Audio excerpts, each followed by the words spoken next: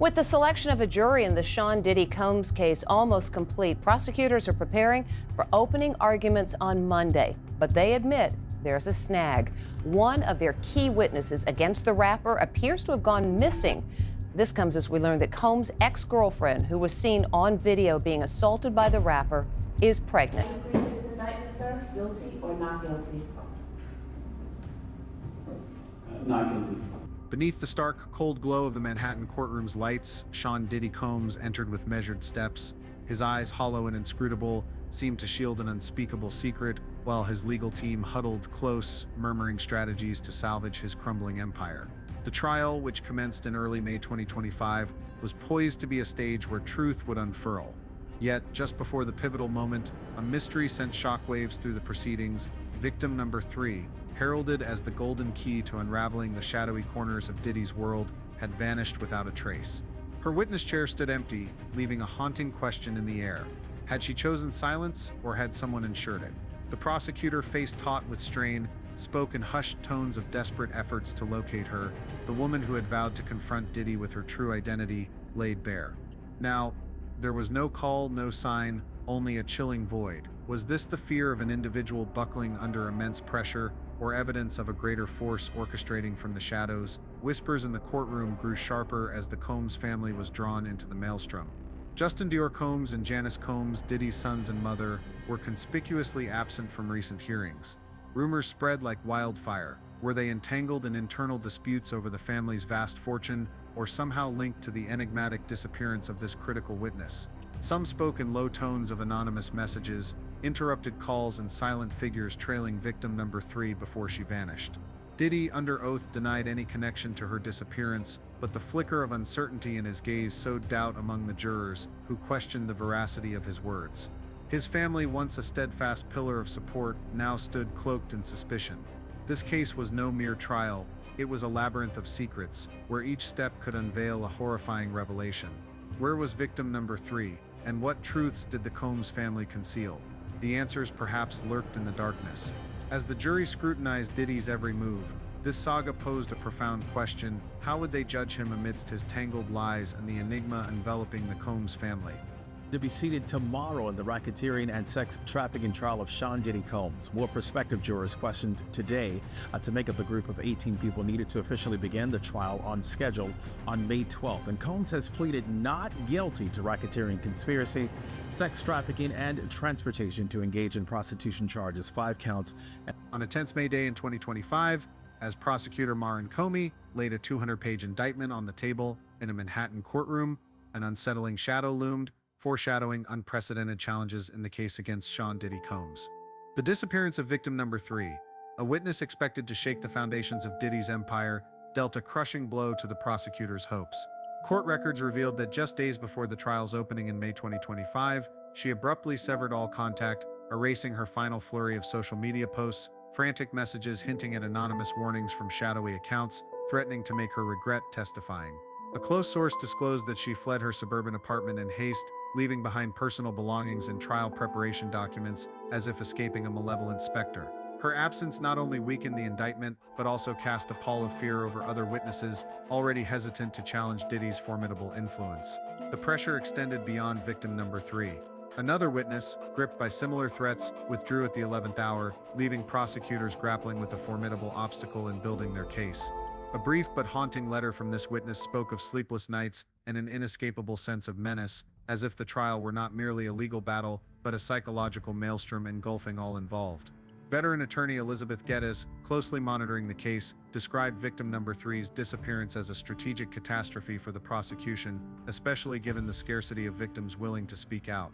Each witness who retreats is a brick pulled from the wall of justice, she remarked, emphasizing that the sensitive allegations of sexual abuse and violence, spanning 2 decades from 2004 to 2024, demanded extraordinary courage to confront a figure like Diddy. Former FBI agent Bobby Ciccone, in an interview with News Nation, painted a grim picture of the challenges in persuading witnesses. He portrayed Diddy as a monument of power, wielding not only wealth but an expansive network of connections, from A-list celebrities to behind-the-scenes industry titans. These allegations are not just sensitive, they unfolded in the shadows behind closed doors, Ciccone explained. How do you convince someone to stand up when they know they could lose everything? their career, their family, even their personal safety. An anonymous victim speaking through an encrypted call whispered in terror, "If I speak out, I'll be destroyed. Not just me, but everyone I love." Her confession cut like a blade, underscoring the injustice and fear stifling the faintest voices. The situation grew more intricate when an investigative reporter from The Intercept unveiled a bombshell, a leaked email from within Bad Boy Entertainment hinting at a covert crisis management team. Though unverified, the email alluded to sophisticated campaigns to quash allegations against Diddy, ranging from bribes to legal intimidation. It suggested a meticulously orchestrated system of manipulation where power and money silenced witnesses like victim number 3. The Diddy case is not an outlier, a legal commentator observed. It's emblematic of a system where the powerful can manipulate justice, rendering victims invisible. Yet, as prosecutors strove to pierce this wall of silence, a clandestine network of manipulation began to surface, with signs that Diddy did not act alone, but was backed by a sprawling power structure. The Combs family, once seen as an unshakable foundation, was unexpectedly thrust into the crosshairs of suspicion. Justin Dior Combs and Christian King Combs, Diddy's sons, faced allegations of involvement in their father's notorious freak-off parties, where illegal activities allegedly took place. A leaked court document revealed their presence at some of these events, though their roles remain unclear. Meanwhile, Janice Combs, Diddy's mother, was rumored to be quietly consolidating key assets, from stakes in Bad Boy Entertainment to properties in Los Angeles and Miami. These moves fueled speculation that the Combs family was bracing for the worst-case scenario, or more troublingly, working to shield the empire from the legal tempest. An unverified ex-post even questioned whether Janice was leveraging connections to clean up issues tied to victim number 3. The collision of legal accusations and family drama created a vortex of tension, where each new detail only deepened the fog of mystery. Despite possessing evidence like the video of Diddy assaulting Cassie Ventura and hundreds of pages of documents, prosecutors faced an invisible barrier. The terror of witnesses, the weight of public scrutiny, and the shadow of a power system that had long shielded Diddy. As the trial entered its contentious phase, the central question was not only whether justice would prevail, but whether silenced voices could muster the strength to shatter the wall of silence. Yet, as the FBI delved deeper into Diddy's network of influence, darker secrets loomed, threatening to topple not only him but the unseen forces behind him. I gotta give a special thank you to the people that was really like there for me. Cassie for holding me down in the dark times. Love. Beneath the piercing, sterile light of Manhattan's federal courtroom on May 11, 2025, Sean Diddy Combs sat motionless in the defendant's chair, his taut expression betraying a tempest roiling within. The trial, now at the zenith of its contentious phase, was no mere legal proceeding. It was an arena where truth clashed with power and fame. At the heart of this maelstrom was victim number 3, the enigmatic witness who vanished on the eve of the trial. Her tightly guarded testimony, however, loomed as a razor-sharp blade, threatening to tear through the veil shrouding Diddy's alleged crimes. Her sudden absence, mere days before she was set to testify, ignited suspicions that Diddy, or those in his inner circle, had intervened to stifle the truth. The charges against him, ranging from orchestrating a criminal enterprise through Bad Boy Entertainment, his music empire accused of serving as a conduit for illicit activities, to assault, intimidation, and sexual abuse, not only stunned the public but also exposed a sophisticated web of manipulation. The FBI, unrelenting in its pursuit, marshaled its full force to uphold justice against a formidable adversary. As prosecutors unveiled shocking evidence, from leaked recordings to insider testimonies, Diddy faced a cascade of new setbacks, cornering him in a perilous position where each misstep by his legal team and every fresh revelation struck like a mortal blow. Under oath, grilled by prosecutor Maureen Comey, Diddy and his attorneys vehemently denied ordering threats against victim number 3, insisting he never met her outside public events. Yet, a prison recording played in court on May 11th revealed him instructing an associate to send a message to her, sparking murmurs among the jury and prompting Judge Subramanian to call a brief recess to restore order.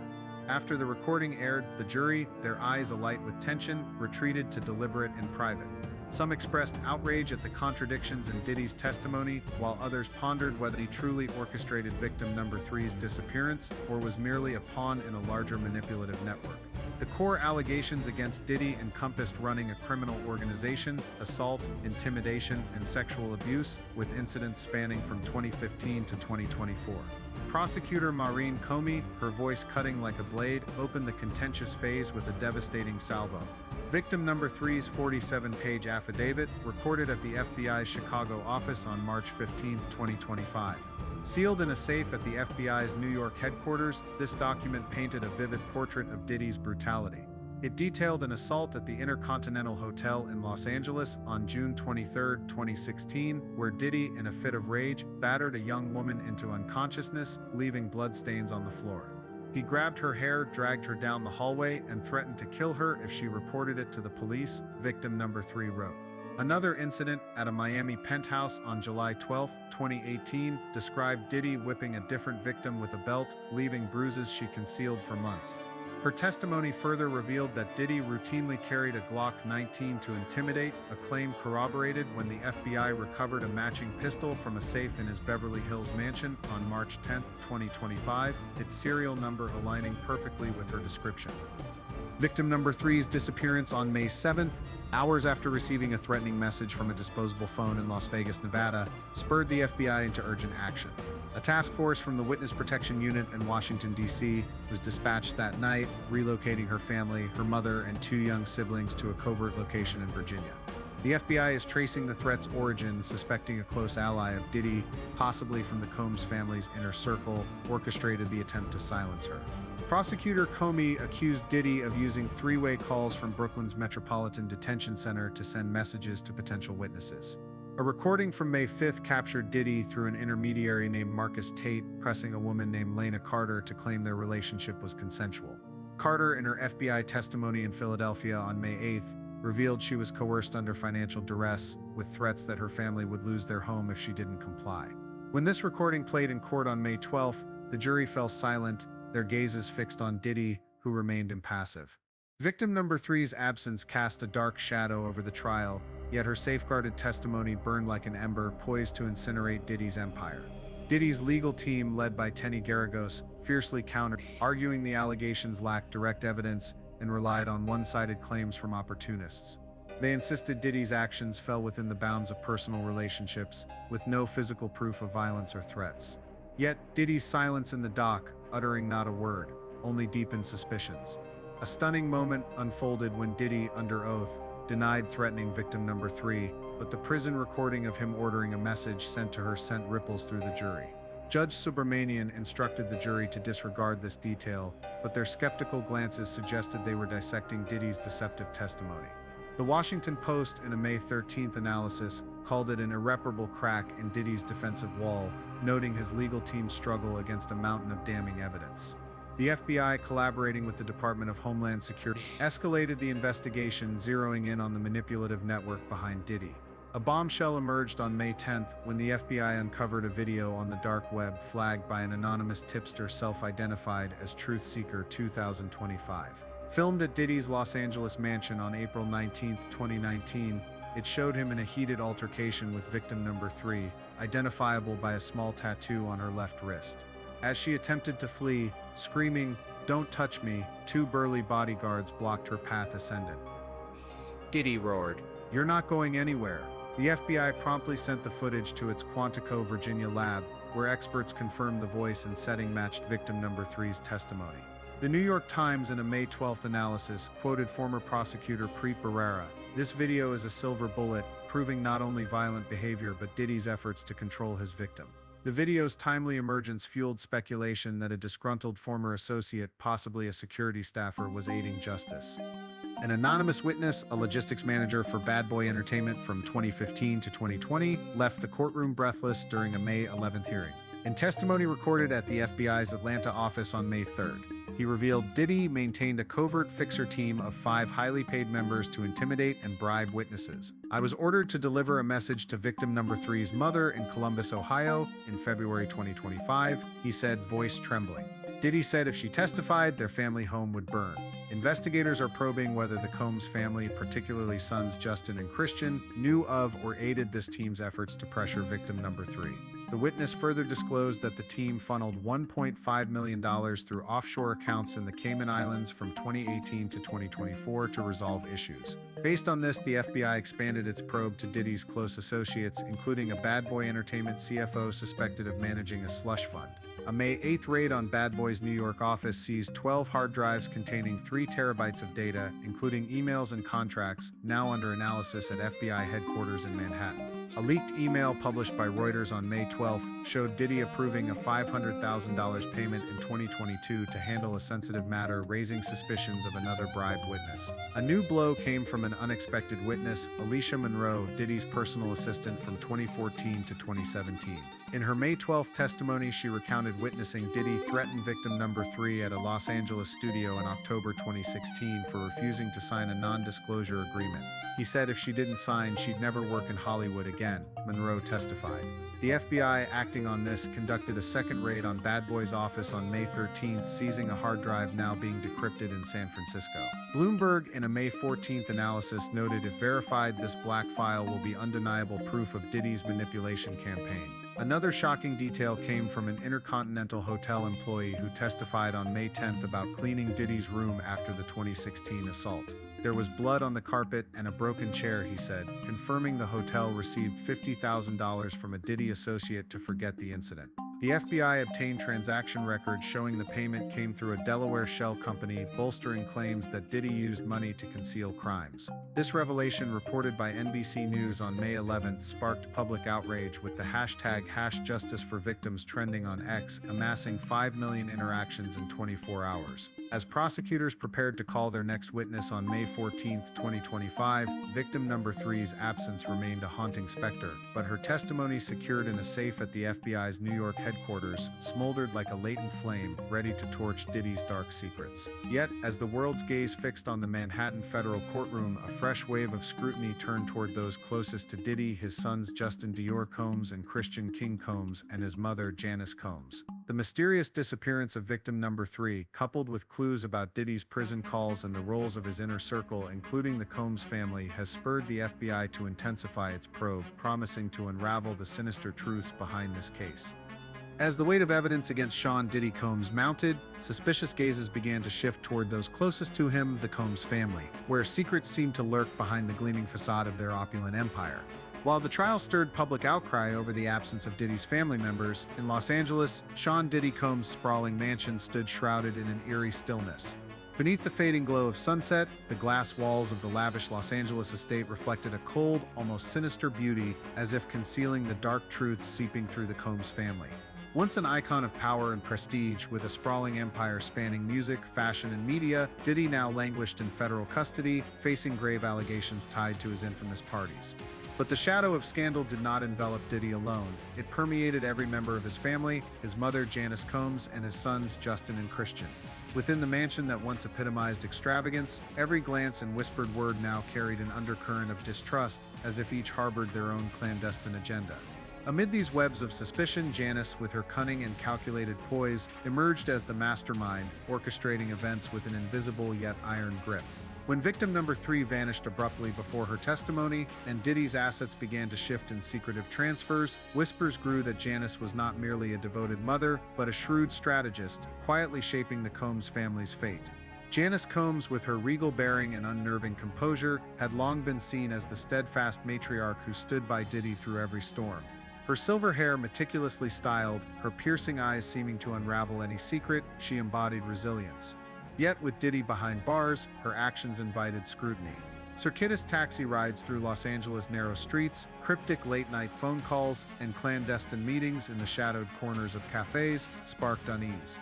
One late afternoon at Melrose Cafe, Janice was spotted in hushed conversation with a mysterious man rumored to be linked to associates who threatened victim number 3, fueling speculation that she was erasing traces tied to the witness's disappearance. Rumors spread like wildfire. She might have been handling documents tied to Diddy's wealth, orchestrating a plan to transfer or shield the family's vast fortune before legal repercussions consumed it. Was Janice acting to protect her son, or was she quietly laying the groundwork for a future where she held the reins of the Combs empire? With access to Diddy's covert financial accounts for years, Janice appeared poised to seize control of his colossal wealth, all while maintaining the facade of a devoted mother.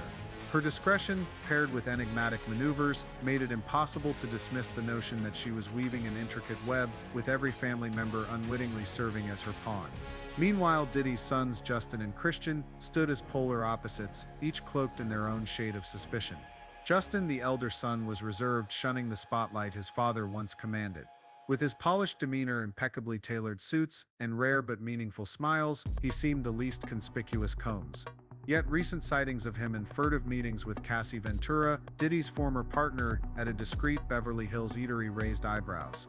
More alarmingly, Justin was spotted conferring with an intermediary in Beverly Hills, allegedly tied to victim number 3, prompting questions about whether he acted alone or under the guidance of someone closer, perhaps Janice.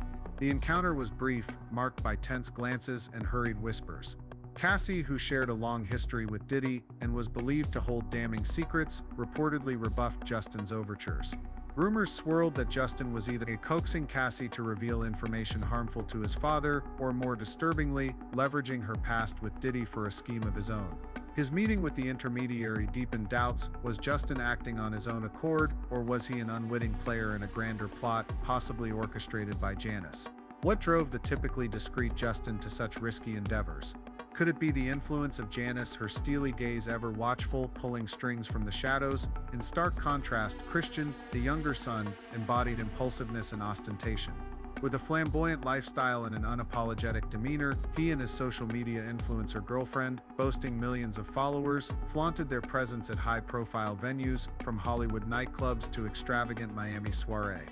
Their passionate embraces, brazen kisses captured by cameras, and provocative social media posts incited public outrage, particularly as Diddy languished in jail. Yet, their extravagance seemed more than youthful recklessness. Whispers suggested Christian and his girlfriend were staging a spectacle to divert attention from a larger scheme. Following the May 11th hearing, their relentless appearances and controversial social media posts, lavish parties, and inflammatory remarks seemed designed to keep the public's focus off the family's covert maneuvers. These ostentatious acts, though seemingly impulsive, appeared to align with Janice's strategy, using Christian and his girlfriend as a dazzling distraction to mask her asset negotiations. Was Christian vying to outshine his brother, or was he an unwitting pawn in a grander game, possibly masterminded by Janice? The contrast between Justin's restraint and Christian's flamboyance heightened tensions, as if the brothers were locked in a silent feud, each wary of the other yet blind to Janice's quiet manipulation. Amid these mounting suspicions, Diddy, though incarcerated, sensed the growing unease within his family. Letters penned from prison revealed his anguish and paranoia. "I don't know who to trust anymore. Is my own family turning against me?" The case grew murkier with victim number 3's inexplicable disappearance, a witness believed to hold critical details about Diddy's parties. Rumors surged that her vanishing was no coincidence, and scrutiny turned toward the Combs family. Was Janice, with her covert meetings, implicated? Did Justin's encounter with Cassie conceal a darker motive, or had Christian, through his murky connections, inadvertently or deliberately drawn the family deeper into peril? No one knew for certain, but victim number 3's absence was the spark that ignited Diddy's fears of betrayal within his own kin. Cassie Ventura, Diddy's former partner, further muddied the waters. Though she rebuffed Justin, she remained entangled in the fray. Sources hinted that Cassie possessed secrets capable of toppling Diddy's empire, and her meeting with Justin might have been a calculated move to protect herself or settle old scores. Yet, Cassie was no open book. Was she covertly aligning with a Combs family member, or merely a pawn ensnared in their internal strife? Her presence, coupled with Justin's cryptic actions, fueled suspicions of a broader conspiracy, with Janice, ever astute, seemingly the only one capable of connecting the dots. Through this tangle of doubt, Janice emerged as an enigmatic yet commanding figure. She betrayed no hint of panic, even as Diddy hired private investigators from prison to monitor his family. Her secretive trips, untraceable calls, and lawyer meetings were calibrated to be just vague enough to sow doubt without inviting conclusions. She knew Justin's blind loyalty could be nudged into risky moves like his meeting with Cassie. She also understood that Christian's recklessness made him the perfect decoy, drawing public and Diddy's scrutiny. Every step Janice took was a calculated gambit, yet she cloaked herself in the guise of a devoted mother, speaking of family love and sacrifice for Sean. When Diddy's prison letters questioned her about rumors, Janice responded with soothing words, "I'll always be here for you, Sean. Don't let gossip sway you." But her eyes held a glacial glint, as if fixed on a future where she held all the cards. The brothers' dichotomy underscored Janice's role as the puppeteer. Justin's discretion and covert actions suggested a bid to secure his place, yet each move inadvertently drew Diddy's suspicion. Christian's flamboyance and questionable ties seemed provocative, but he failed to see how his spotlight shielded Janice's maneuvers. As the brothers clashed, wary of one another, Janice wove her intricate web, ensuring that whatever the outcome, she would command the lion's share of wealth and power. In the opulent yet chilling mansion, Janice Combs sat in quiet contemplation, her steely gaze sweeping over glass walls reflecting the dying sunset. With Justin teetering on a dangerous edge, negotiating with figures tied to victim number 3, and Christian unwittingly commanding headlines with carefully curated spectacle, Janice's every move from clandestine meetings to asset management was shrouded in just enough ambiguity to leave observers questioning her role in victim number 3's disappearance or her efforts to safeguard the family empire. The witness's mysterious vanishing paired with shadowy asset transfers cemented suspicions that Janice was not merely protecting her kin but quietly usurping Diddy's dominion. Each comforting word to her jailed son, every smile for the public, served as a flawless mask, concealing a meticulously crafted plan. As the world fixated on Diddy and his sons, Janice stood in the shadows, clutching the strings of power, poised to shape the Combs family's future, a future where she and she alone would emerge victorious.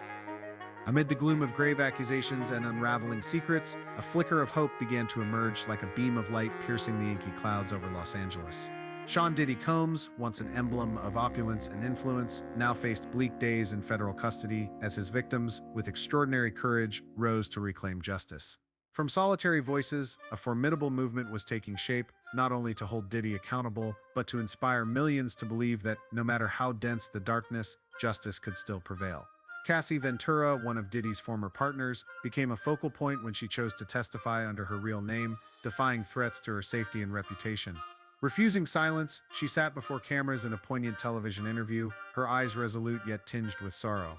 "I lived in fear for too long," she said, her voice trembling but resolute. "But when I think of the other victims, those without a chance to speak, I know I can't turn away. The Me Too movement taught me our voices have power, and I want to use mine to embolden them." Cassie's words were not just a declaration of war against Diddy, but a spark of inspiration, igniting courage in those who believed their silence was eternal. She fought not only for herself, but for others she believed deserved to be heard and healed. Sources revealed that Cassie, with the aid of a mysterious legal advisor, was preparing a civil lawsuit against Diddy, leveraging secrets from their years-long relationship. The timing of her lawsuit, coinciding with Janice Combs' clandestine meetings, led many to wonder if an unseen force was maneuvering to tip the scales against Diddy in the trial. Alongside Cassie, attorney Andrew Van Arsdale emerged as an unrelenting warrior for justice. Representing 37 victims and handling over 400 potential claims, Van Arsdale was more than a lawyer. He was a crusader with a mission. At a press conference packed with reporters, he stood before the microphone, his gaze piercing, and declared, Now, "We're not just fighting for the victims who've spoken out, but for those still shrouded in darkness. No matter how this trial ends, we won't stop until justice is served." Van Arsdale's commitment not only offered hope to victims, but sent a resounding message to the justice system: no one, no matter how powerful, stands above the law. His efforts, combined with victims' cooperation with federal investigators, transformed Diddy's case into a beacon of perseverance and bravery. Among these victims were those who chose a perilous yet profound path, collaborating with federal investigators. For them, this was not just a chance to hold Diddy accountable, but a way to seize justice they once thought unattainable. An anonymous victim, shielded by a witness protection program, penned a public letter to Diddy, her words etched with pain and resilience. "You stole my youth, but you can't take my voice. I stand here not just for myself, but for everyone you've harmed. We won't let you keep running." Published across social media, the letter went viral, becoming a symbol of unity and strength for survivors. Her words were not merely an accusation, but a reminder that no matter Diddy's might, the victims' voices could shake the world. This solidarity was amplified by a new figure, Aaliyah Carter, a 25-year-old social activist with a fiery heart and a grand vision. Aaliyah launched the online campaign #JusticeForDiddy Victims, rallying communities to support the victims. Through powerful posts, inspiring videos, and live streams drawing thousands, she turned her campaign into a global movement, amassing millions of supporters. "We can't let the powerful keep abusing and evading accountability," she declared in a viral video, her eyes blazing with resolve. "Every share, every signature, every voice is a brick in the wall of justice." Aaliyah's campaign not only pressured the justice system but breathed new life into the fight, assuring victims they were not alone, that the world stood behind them. Meanwhile, federal investigators harnessed cutting-edge technology to delve deeper into the case. Using artificial intelligence, they sifted through terabytes of data from Diddy's iCloud and devices, uncovering hidden patterns, encumbrous emails, texts, and videos. These technological breakthroughs not only bolstered the case against Diddy, but illuminated the vast scope of his alleged illicit activities. A former FBI agent, experienced in witness protection, underscored the importance of building trust with victims. These individuals have endured unimaginable trauma, he said in an interview. To get them to speak, we must ensure they feel safe and heard. Witness protection programs are key, but trust is the foundation. These efforts, paired with the victims' courage, were steadily carving a path toward justice. Amid these dark days, the stories of Cassie, Van Arsdale, Aaliyah, and anonymous victims shone as small but fierce flames, kindling hope in an unjust world. They fought not only for themselves but for those without a voice, for wounds that never healed, and for a future where fear no longer reigned. As the #Justice for Diddy Victims campaign spread, as investigated and as resilient voices rang out, a clear message emerged: justice might be delayed, but it would not be denied. In the opulent yet hollow shell of the Combs' once glorious mansion, the family might be fracturing, but beyond its walls, a community of survivors and allies was rising, united, resolute, and ready to change the world. As the trial spotlight pierces the shadowy recesses of Sean Diddy Combs' empire, a broader narrative unfolds, not merely about one man facing his reckoning, but about an industry tainted by power and abuse. Diddy, steadfastly pleading not guilty, stares down the prospect of 20 years to life in prison if convicted, yet this case transcends him alone. Fresh evidence, from freak-off tapes to allegations involving minors, complicates the proceedings, casting a deeper pall over the victims. Meanwhile, attorney Andrew Van Arsdale, his voice brimming with resolve, insists that justice is more than a verdict. It is accountability that allows victims to heal.